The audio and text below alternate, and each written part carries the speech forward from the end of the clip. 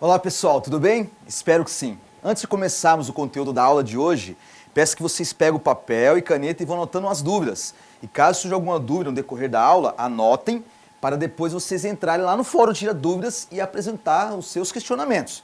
Teremos o prazer de responder. Agora vamos para o objetivo da aula de hoje. O objetivo dessa aula é apresentar o diagrama de caso de uso. E como apresentamos esse diagrama? Apresentando seus elementos sintáticos e sua finalidade no processo de modelagem.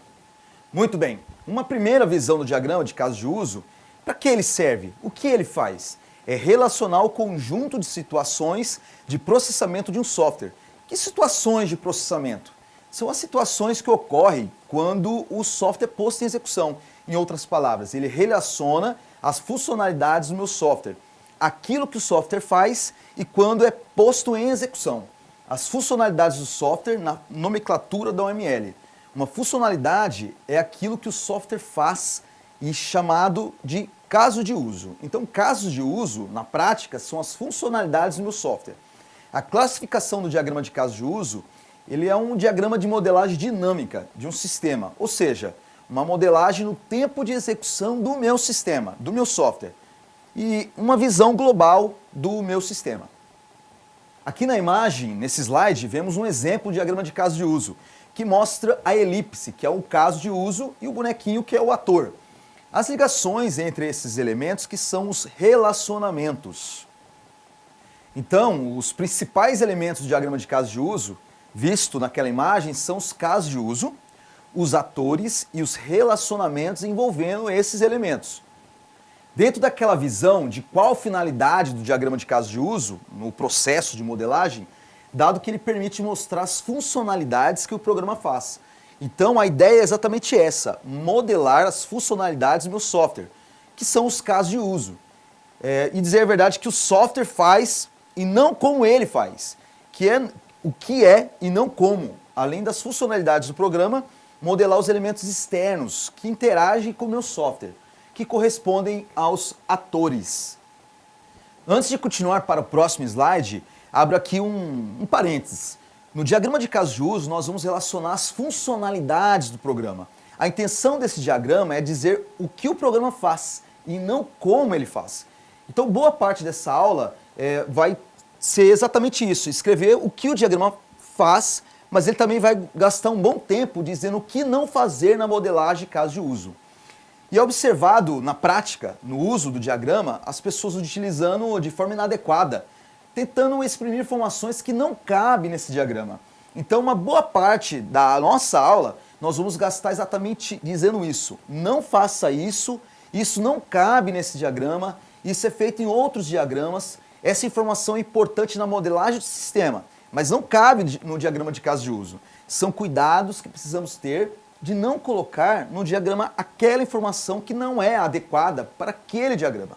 Abrindo um segundo parênteses, quando dizemos assim, a funcionalidade do diagrama de caso de uso é modelar as funcionalidades do software, uma característica desse diagrama é a seguinte: se nós pegarmos um programa, imagina que não conhecemos esse programa, qual a pergunta mais fundamental que eu posso fazer de um programa? A pergunta mais fundamental é o que esse programa faz. E a resposta que esse programa faz é o conjunto das funcionalidades que está implementado nesse programa. A resposta do que o programa faz, nós vemos no diagrama de caso de uso. Então, o conjunto de casos de uso mostra o conjunto de funcionalidades do meu programa. Se eu tenho na modelagem de OML e não sei o que esse programa faz, eu vou olhar o quê? Vou olhar os diagramas de caso de uso.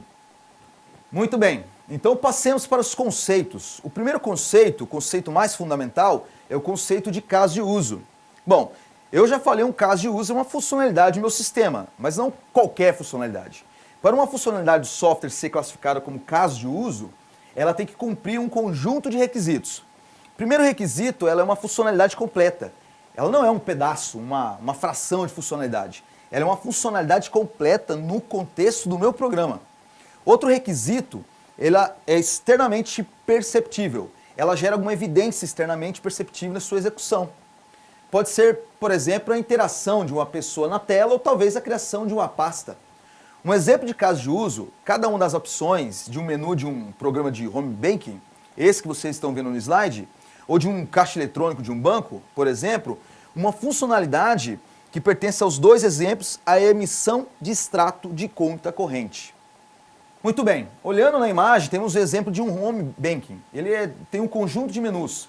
Esse menu de transferências, analisando essa figura, você tem a transferência entre contas. E transferência entre contas é uma funcionalidade desse sistema.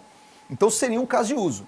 Descendo no menu, você tem conta salário para conta corrente. Também é uma funcionalidade desse sistema. Então, também é um caso de uso.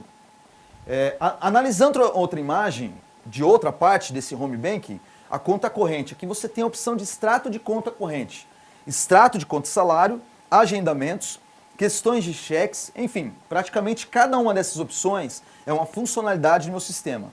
Então, os casos de uso são porque eu quero usar esse sistema. Então, vou nesse programa e obtenho um extrato de conta corrente. Eu tenho uma funcionalidade completa. Então, o que não seria uma funcionalidade completa ou uma funcionalidade incompleta? Pensemos, por exemplo, no contexto da emissão de um extrato de conta corrente. Uma das coisas que o programa faz é ler uma senha que eu digito no teclado.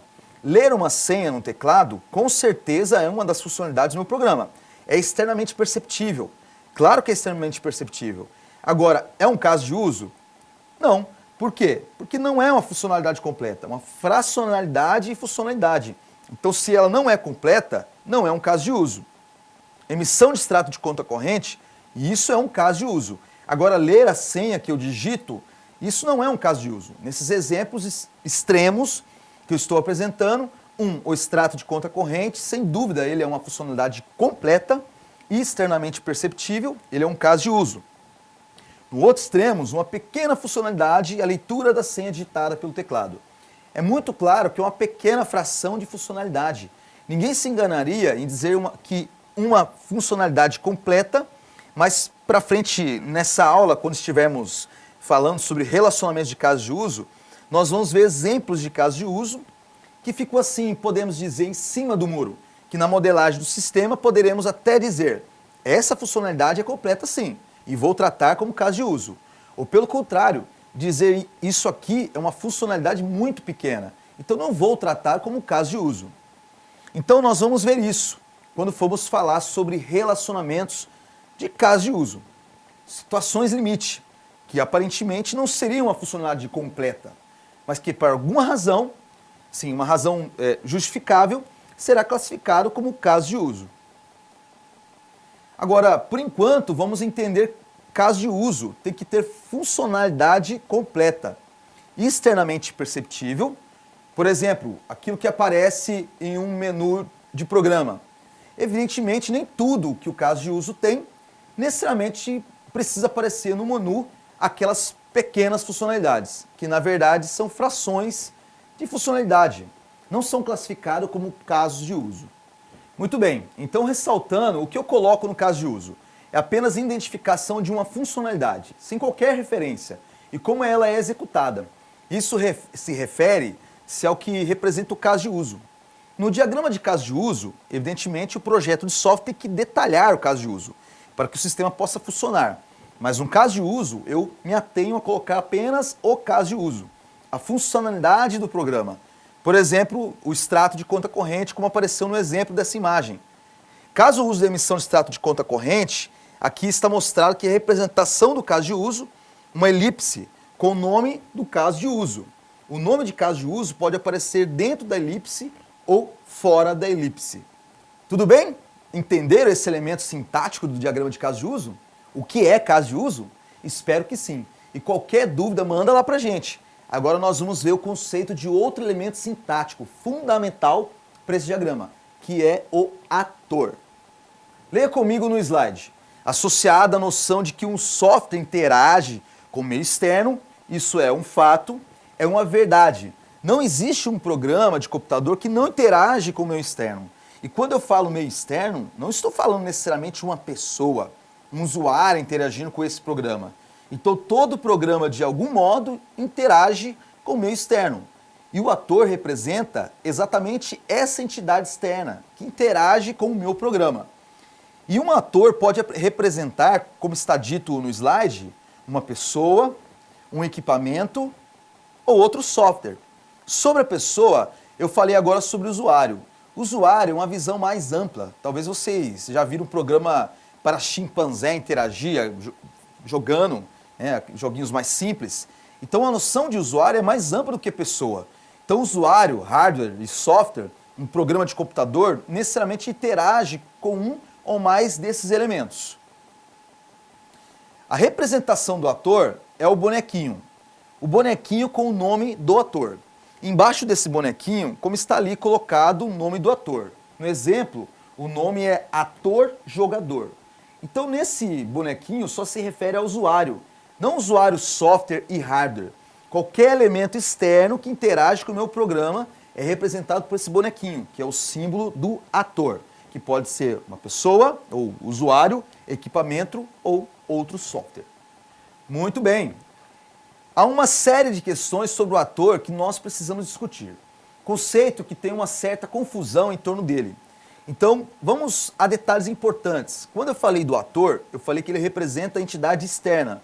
Não falei que ele é a entidade externa. Então, a função do ator em um diagrama de caso de uso é representar a interação do programa que estou modelando com esse elemento externo. Elemento externo, obviamente, que não faz parte do meu programa. Se meu programa interage com o hardware é externo, não faz parte do meu programa. O ator representa o elemento externo, mas ele faz parte do programa. O ator ele é um elemento interno. Muito bem, se o ator é um elemento interno, então qual a finalidade desse elemento interno do meu programa? Dessa parte do meu programa? O que o ator modela? O que ele representa? O que ele é? Sobre o ponto de vista do meu programa, do ponto de vista interno, sobre o ponto de vista externo, ok, ele é representação do elemento externo, mas sobre o ponto de vista interno, ele é o quê? Ele é parte da minha modelagem do programa que estou usando. Então qual é a parte que o ator modela? É a interface com o elemento externo. Cada ator modela uma interface com cada um daqueles elementos externos com que o meu programa interage. Nessa figura, estamos querendo ilustrar isso. Nós temos o nosso software, esse retângulo amarelo aí no meio do slide, e estou destacando ali a fronteira do software. A fronteira do software para dizer que está dentro e o que está fora. Então os elementos externos, evidentemente, estão fora. E os três tipos de elementos externos estão ali representados. Pessoa ou usuário, à esquerda, e à direita, software e hardware. Os elementos externos do meu software podem interagir, é o ator. O ator aparece agora nessa imagem. A mesma imagem, só que agora destacando o ator. Então o ator aparece dentro do software, faz parte do software. Ele é um elemento interno do software. E faz o quê? Que modela a interface desse meu software com cada um desses elementos externos. Muito bem, se ele modela a interface com esses elementos externos, e o que o sistema em minha modelagem no futuro vai tirar código, qual é a correspondência entre o ator e o código? A resposta é simples e está no slide. O ator corresponde a uma classe com um estereótipo específico. O que é uma classe com estereótipo ator? É uma classe que modela a interface do meu software com elemento externo. Então o ator é uma classe, código. Então o ator é a classe que implementa a interface? Pode ser, mas não necessariamente. Temos duas situações. O ator é classe, sim. E qual a finalidade dessa classe? Colocamos no slide duas funcionalidades. A primeira, classe que implementa a interação. Então no caso de uma interface simples, implementada em uma única classe, imagina que meu programa interaja com um banco de dados.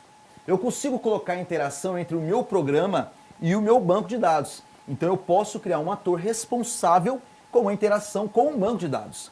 E essa classe ator conterá todos os métodos necessários que meu programa para interagir com um banco de dados. Isso numa classe simples, implementável em uma única classe. Mas no caso de interfaces complexas, por exemplo, imagine uma interface gráfica com usuário baseado em Java Swing.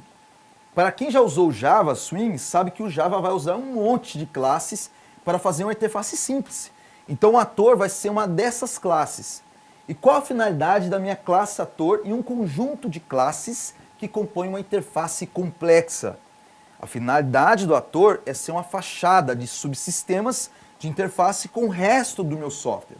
Uma fachada entendemos como uma ponte, um elemento de ligação entre o mundo externo e para enxergar essa interface.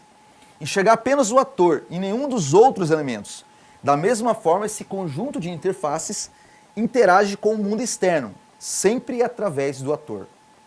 Uma questão importante que as pessoas costumam trabalhar com o diagrama de caso de uso com relação ao ator, sim, o primeiro ponto, eu disse que todo software interage com o meio externo, pelo menos um elemento externo. Então todo software conterá pelo menos um ator. Ponto. Uma modelagem de diagrama de caso de uso, se não tiver um ator, alguma coisa está inconsistente. Porém, um software sobre modelagem ele pode ter mais de um ator. Quando o software que está em modelagem tem mais de um ator, quando a interação com o meio externo pode ocorrer mais de uma forma. Olhando isso de uma forma mais prática, quando o meu programa demanda uma implementação de mais de uma interface, então provavelmente irei precisar modelar mais de um ator. Essa ideia de quantidade de interfaces que terei que implementar me dá uma ideia sobre a quantidade de atores que vou precisar. Um ator representa uma forma de interagir com o software, formas distintas de interação. Portanto, eu vou ter que implementar aquela forma distinta de interação. Vamos a um exemplo. Imagina um software de gerenciamento de supermercado. Estou dizendo o seguinte, eu preciso de um ator para modelar a interface de um caixa. Então, o caixa de supermercado, aquele que ficamos passando os produtos, totalizando o que eu preciso pagar, eu preciso de uma interface específica para aquele caixa do supermercado. Vou precisar de uma interface diferente para aquele que está trabalhando para o controle de estoque. A interface do caixa serve para fazer o controle de estoque? Não, porque trata de uma funcionalidade diferente, modos diferentes de interagir. A forma que o usuário trabalha com o controle de estoque do usuário que trabalha do caixa, eles usam software de formas diferentes, usam funcionalidades diferentes do programa. Mesmo que tenha algo parecido, mas o conjunto das funcionalidades são diferentes. Então eu preciso de dois usuários distintos. Então eu teria um ator diferente para cada caso. Outro exemplo, o jogo da velha. Envolve dois usuários. Né? Uma pegadinha aqui. Será que dois usuários precisam de dois atores? Não. Os dois usuários interagem com o jogo da velha exatamente da mesma forma, usando exatamente a mesma implementação da interface. Portanto, é apenas um ator. Voltemos ao exemplo lá do sistema de gerenciamento de supermercado. E pensamos no supermercado que tenha 40 caixas. Cada um lá com o seu equipamento, seu computador, acessando o programa. Os 40 caixas corresponde o quê? Corresponde a apenas um ator que modela aquela forma de interação, que é a forma de interação do usuário caixa. Então, eu vou ter um ator. Se eu tenho apenas uma forma de interagir com o meu software, ou mais atores, se eu tenho outras formas de interagir com o sistema. Entenderam? Ótimo. Agora vamos entender a correspondência entre atores e entidades externas. Eu posso ter, nesse caso, uma relação 1 para 1. N para N e N para 1. Eu posso ter um ator correspondendo a um ator. Um exemplo que eu posso supor aqui é um editor de texto, de usuário único, que todos nós conhecemos. Então, um único ator que corresponde à minha entidade externa, que é o usuário. A segunda possibilidade, um ator para as várias entidades externas. Os exemplos que nós acabamos de tratar. No caso, o ator correspondente ao usuário de jogo da velha. O ator vai corresponder a dois jogadores. O ator correspondendo ao operador de caixa de um supermercado, ele vai corresponder a N, 10, 15, 30, 50 usuários. E a outra possibilidade é vários atores para uma entidade externa. Também é possível. Um exemplo é a mesma pessoa que atua como operador de caixa e no controle de estoque. Então, em determinado momento da rotina de trabalho desse usuário, do programa que ele atua como controle de estoque. Mas em uma situação de pico de supermercado, ele sai no controle de estoque e atua como operador de caixa. Então veja, são duas formas diferentes de atuar no programa, de interagir com o programa, como operador de caixa e controlador de estoque. Duas situações com uma mesma pessoa, uma única entidade externa, correspondendo a dois atores. Então a correspondência entre atores e entidades externas pode ser 1 para 1, n para n e n para 1. E aí, tudo bem até aqui? Alguma dúvida? Caso você tenha alguma dúvida, por favor, vai lá no fórum Tira Dúvidas e faça a sua pergunta e teremos um prazer sim, em respondê-las. A primeira parte dessa aula foi focada na apresentação do caso de uso e do ator. E agora vamos para a segunda parte. Vamos apresentar sobre os relacionamentos. Vamos começar com a associação entre ator e caso de uso. Então a ligação entre caso de uso e ator é uma linha que liga a elipse e o caso de uso é o ator que o bonequinho palito, o que modela uma associação de um ator e um caso de uso. A participação da entidade externa modelada pelo ator para aquele caso de uso. Bom, aqui uma observação. No diagrama de caso de uso, ele não deve apresentar nenhum ator isolado, nem caso de uso isolado. O ator, minha entidade externa, que eu coloco em meu diagrama, que representa a entidade externa, e um caso de uso. Invariavelmente, futuramente, vamos entender esse invariavelmente. Ele deve ter pelo menos a ligação de um ator.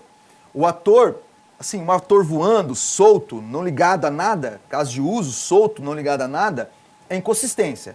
Todo caso de uso tem que estar ligado a um ator. E todo ator tem que estar ligado a pelo menos um caso de uso, mesmo que indiretamente. A representação da ligação entre um ator e um caso de uso é através de uma linha, como representado aqui no slide, como um ator chamado ator-jogador e dois casos de uso. Um chamado iniciar partida e outro proceder lance. A linha que representa essa associação é uma linha ímpar, apenas a linha. O que é previsto no elemento sintático dessa associação é a multiplicidade. Eu posso incluir multiplicidade. Na prática, raramente as pessoas colocam essa informação. No caso de uso de cima, o caso de uso iniciar partida, que aparece na imagem do slide, veja, a linha que liga ele e o ator, do lado do ator, está apresentando a multiplicidade 2. Então, novamente, estamos pensando no nosso exemplo do jogo da velha. E essa multiplicidade está dizendo o quê? Olha, o caso de uso, iniciar, partida, ele envolve duas entidades externas, que interagem através da interface ator-jogador. Claro, para iniciar uma partida, eu preciso envolver os dois usuários jogador. Por quê? Por exemplo, eu preciso perguntar o nome dos dois. Já no caso de uso proceder lance, não é essa multiplicidade, pois apenas um usuário jogador procede esse lance. O fato de as pessoas não colocarem multiplicidade não é um erro que vai ocasionar muitos problemas no projeto. Porque essa questão de multiplicidade será explicitada em outros diagramas. Outra coisa que pode ser colocada tanto no ator quanto no caso de uso é o estereótipo, que pode ser um acréscimo de uma informação associada a qualquer um desses elementos que aparecem na imagem. Agora, no conjunto de advertências, besteiras que as pessoas fazem ao trabalhar com o diagrama de caso de uso, aqui cabe uma observação. Nessa linha não se coloca uma seta. Essa linha não tem seta. Pessoas colocam uma seta apontando para o caso de uso, dizendo que era para representar que o ator está requisitando algo para o caso de uso. Mas isso não procede. Em ligações de ator e caso de uso, não se usa uma seta. Se usar, isso é uma inconsistência na modelagem do software. Uma coisa que não é fiel ao UML. Muito bem. Quantidade de atores associados a caso de uso. Nós sabemos que um caso de uso tem que ter pelo menos um ator associado. Só que eu posso ter mais de um ator associado, quando eu coloco apenas um ator no caso de uso. Significa que eu tenho apenas a atuação de um único elemento externo na execução daquele caso de uso, e quando eu coloco a associação de mais de um ator para um caso de uso, eu estou dizendo que é possível ter a interação de mais de uma entidade externa naquele mesmo caso de uso. Mas como é que essas entidades externas participam? Pode ser como está dizendo aqui no slide, atuação conjunta ou atuação alternativa, uma ou outra. Ou as entidades externas interagem conjuntamente para que o caso de uso ocorra ou participam de forma alternativa um ou outro. Vamos exemplificar isso para facilitar a compreensão através desse exemplo aqui na imagem. O exemplo da imagem é um caso de uso hipotético, de um software comercial, digamos assim, bastante hipotético, uma modelagem de alto nível de abstração. Vamos ver o que eu vou utilizar nesse mesmo exemplo para modelar os sistemas completamente diferentes. detalhando um pouco mais. Um software hipotético que prevê 3 casos de uso, começando pelos casos de uso de cima. Temos o caso de uso efetuar transação e cadastro de cliente. E embaixo o caso de uso chamado verificação, de situação de conta cliente. E essa modelagem prevê 2 atores, um chamado ator cliente e o outro chamado ator funcionário. Estou dizendo que esse meu software tem uma interface voltada para uma entidade externa chamada cliente e outra interface para outra entidade externa chamada ator funcionário. Muito bem, começando pelo caso de uso superior direito, cadastro de cliente, o caso de uso cadastro de cliente está ligado apenas ao ator chamado funcionário. Interface do funcionário, então isso está bastante óbvio. Apenas uma interface, na interface do sistema do funcionário, tem a possibilidade de cadastrar cliente. No acesso do cliente, ele não tem acesso à funcionalidade de cadastro de cliente. Cliente não cadastra cliente. Apenas funcionário cadastra cliente e os outros 2 casos de uso, o efetuar transação e o verificação de situação de conta cliente, estão ligados aos 2 atores. O que isso significa? Vamos ao exemplo de caso de uso, efetuar transação. Imagina uma situação de um cliente vai ao banco, um banco convencional, onde o cliente está no caixa e pede para efetuar uma transação.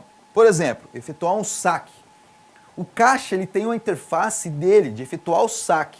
E o cliente também, quando o caixa pede para o cliente inserir o cartão e digitar a senha. Essa situação é uma situação que ocorre simultaneamente. É necessário ter interface dos 2 para que ocorra o caso de uso. Quando for produzida essa modelagem, qual foi a intenção? A intenção da modelagem foi a seguinte: no software modelado, a funcionalidade de verificação de situação de conta do cliente, ela está acessível ao funcionário ou ao cliente, um ou outro, diferente da situação de efetuar a transação, que é exigida a ocorrência simultânea dos 2 elementos externos, funcionário e cliente, para ocorrer o saque. No exemplo atual de verificação de situação de conta de cliente, a participação é alternativa, um ou outro. Essa funcionalidade é executada ou pelo funcionário ou pelo cliente, não pelos 2 simultaneamente. Então, nesse slide, eu tenho os 3 exemplos do slide anterior. O que eu posso ter apenas um caso de uso para um ator, que eu tenho 2 atores interligados, e ao mesmo tempo ao caso de uso. Um de forma alternativa, isto é, um ou outro, e outra possibilidade, eu ter um caso de uso que utiliza simultaneamente. Agora eu tenho um problema visual nessa modelagem. Reparem que o caso de uso, efetuar a transação e verificação de situação de conta cliente, eles têm a mesma notação, 2 linhas. Como eu identifico que um é alternativo e o outro é caso de uso simultâneo? E a resposta é: eu não identifico. Essa é uma das coisas que eu não consigo colocar no diagrama de caso de uso. Não é previsto pela OML. Nesse diagrama, essa identificação. Vocês devem estar pensando, peraí, mas e a minha modelagem vai ficar dúbia, inconsistente?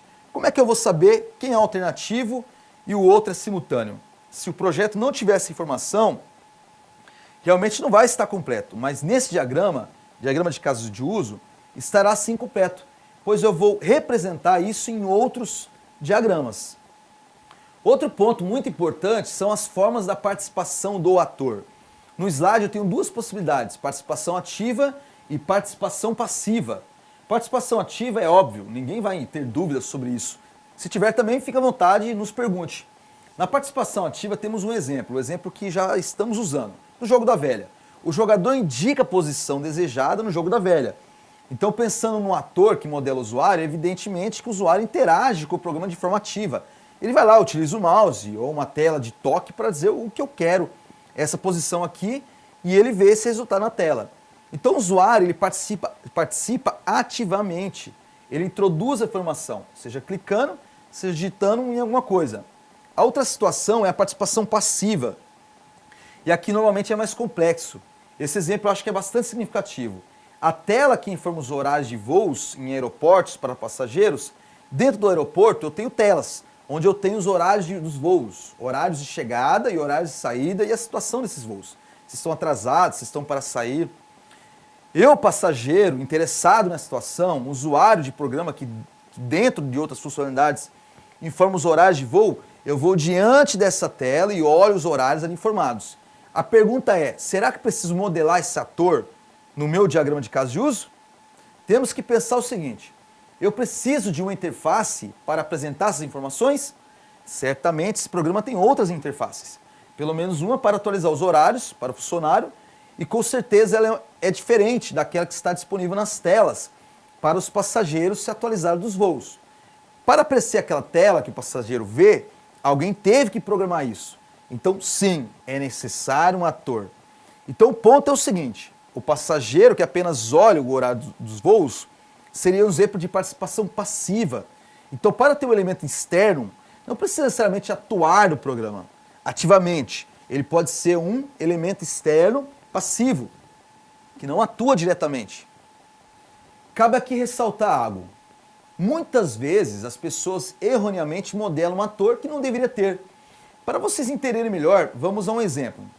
Imagina um cliente daquelas antigas locadoras de vídeos. Você vai lá nas prateleiras, escolhe o filme, vai no atendente, identifica, dando seu RG e ele, através de um sistema, faz a alocação do vídeo. A pergunta é, quantos atores nós temos nesse caso? O que vocês acham? Muitos diriam, né, que temos duas entidades externas atuando no programa. Na verdade não temos dois atores, apenas um ator, o ator funcionário, porque o cliente ele não atua diretamente ou indiretamente com o sistema. Ele não tem uma tela para ver as informações, para estar atuando passivamente. Então não modelamos o cliente no diagrama desse caso de uso. Agora, se esse programa tivesse ali um teclado para eu digitar uma senha, aí sim teria uma interface específica para o cliente. Ele estaria atuando ativamente. Nesse formato eu teria que ter o ator cliente, ou talvez tivesse alguma tela virada para o cliente confirmar alguma coisa, talvez o valor do filme, aí sim, também teria que modelar o ator cliente, porque alguém teria que gastar um tempo programando essa tela específica para o cliente. Entenderam? Espero que sim. Como isso, nós fechamos a associação entre ator e caso de uso. Agora nós vamos analisar as associações entre casos de uso. Um caso de uso de um lado e um caso de uso do outro lado. Muito bem, a UML prevê 3 tipos de associações entre casos de uso. A extensão, inclusão e generalização. A primeira delas é a associação de extensão. Acompanhe comigo no slide. Estabelece uma relação em que um dos casos de uso tem seu comportamento estendido através do comportamento definido em outro caso de uso. Então é uma associação entre dois casos de uso. Um caso de uso estende o comportamento de outros casos de uso. Estou pegando o mesmo exemplo hipotético que utilizamos até agora, só que agora estou detalhando um pouco mais. Estou colocando mais casos de usos, que detalham um pouco mais o que estamos dizendo. Então temos os dois atores que aparecem no slide. É o caso de uso da direita, verificação de situação de conta cliente, aquele que tem a participação dos atores, que é alternativo, é um ou outro. Muito bem, o que eu coloquei de novo nessa modelagem, um outro caso de uso, que aparece na esquerda, emissão de extrato e o relacionamento de extensão. A linha pontilhada com uma seta vazada que indica a dependência, com o estereótipo extend. Como eu leio isso? O caso de uso, emissão de extrato, ele estende o caso de uso, verificação de situação de conta cliente. A ideia desse diagrama é a seguinte: imagina você interagindo com um sistema, por exemplo, de um banco, onde você viu na tela seu extrato bancário, mas você percebeu assim uma cobrança de tarefa que nunca tinha visto. Então você pega e pede a emissão desse extrato, no formato impresso, para mostrar ao seu gerente. Esse caso de uso, de fazer impressão, ele estendeu do caso de uso, verificação da situação de conta do cliente. Outro tipo de associação é a associação de inclusão. Leia comigo a definição no slide. Estabelece que parte do comportamento inerente a um caso de uso está definido em outro caso de uso. Dizendo de outro modo, um caso de uso contém um comportamento definido em outro caso de uso. E por que utilizamos isso? Utilizamos isso para evitar repetições na modelagem. Não é interessante repetição na modelagem da mesma forma que não é interessante repetição no código. Código duplicado é ruim e modelagem replicada vai influenciar em um código duplicado. Analise comigo esse exemplo. Novamente estou pegando um pedaço daquele primeiro exemplo de um sistema comercial genérico, os mesmos atores que já apareceram nos exemplos anteriores e os casos de uso, que estão à direita, o caso de uso cadastro de cliente e o efetuar transação, o que parece de novo nesse exemplo, é o que aparece na direita, caso de uso chamado atualização de log. Analisando o caso de uso cadastro de cliente e o caso de uso atualização de log, temos uma anotação diferente, que é a seta tracejada com o estereótipo include, que significa que o cadastro do cliente inclui a atualização de log. Também o caso de uso efetuar a transação também inclui o caso de uso atualização de log. O caso de uso atualização de log não é um caso de uso que aparece nas grandes funcionalidades do programa, por exemplo, em um menu, mas ele é importante porque ele diz tanto no caso de uso cadastro de cliente, quanto no caso de uso efetuar a transação, ambos demandam atualização do log, e essa atualização de log é a mesma nos dois casos. Se no diagrama que nós lidássemos com o caso de uso atualização de log, como uma fração de funcionalidade do cadastro de cliente, uma fração de funcionalidade de efetuar a transação, muito provavelmente, quando fosse ocorrer a implementação, iria ser duplicado esse código. Então, quando eu perceber que alguma funcionalidade vai ser usada da mesma forma em dois ou mais casos de uso, eu crio o caso de uso e ligo eles aos outros casos de uso com uma associação de include. Qual a diferença entre essas duas associações, extensão e inclusão? No exemplo, nós dissemos isso, mas não de forma explícita. Vamos analisar agora de uma forma bem explícita. A inclusão denota obrigatoriedade. Quando o caso de uso principal ocorre, o caso de uso auxiliar também ocorre. Por exemplo, quando eu efetuo a transação, obrigatoriamente atualizo o log. Já na associação de extensão, ela denota opcionalidade. Quando o caso de uso principal ocorre, o caso de uso auxiliar poderá ocorrer ou não. Então eu posso verificar a situação de conta corrente com ou sem emissão do extrato. A emissão do extrato é opcional. Muito bem, agora vamos ao terceiro tipo de associação, que é a associação de generalização. Acompanhe comigo no slide.